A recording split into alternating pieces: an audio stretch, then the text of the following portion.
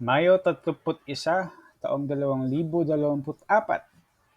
Okay, i-share ko naman ngayon yung isa sa paborito kong formula dati, ang VLOOKUP. Okay, so sa mga nakakaalam o sa hindi pa nakakaalam, yung VLOOKUP, yun yung ginagamit na formula kapag gusto mong gumamit ng isang impormasyon at kunin yung katumbas na impormasyon doon sa isang listahan. Pwedeng table, listahan, basta nakalista yung mga impormasyon doon.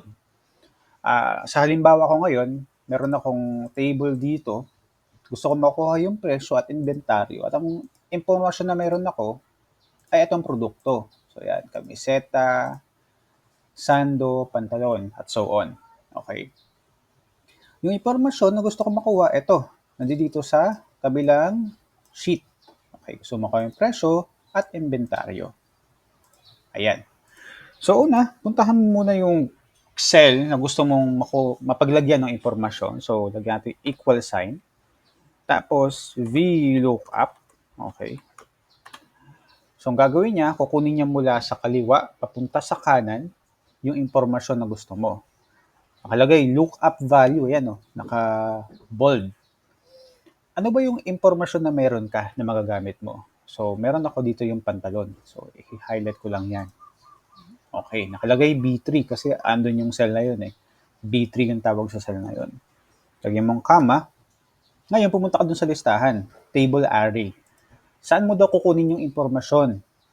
So, kukunin ko yung impormasyon dito. Okay, dyan. Pwede rin naman ganito. Kung tingin mo, next time, madadagdagan siya ng impormasyon pa, pwedeng ganyan. Pero pwede rin ganito. Okay. Tapos, lagyan mo ng comma. Okay.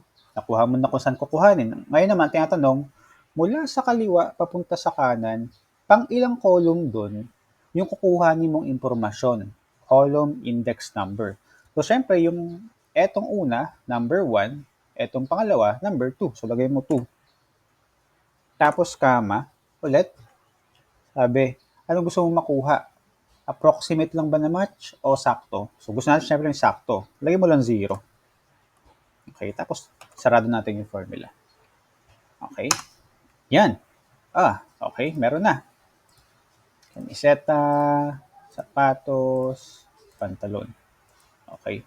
Gawin ulit natin ha. Equal sign, VLOOKUP, impormasyon na meron ka, eto. Okay. Kama, saan ko kukuha yung impormasyon? Dito sa kabila. Okay. Ganyan naman gawin natin. Yung lahat ng cell sa column na yon.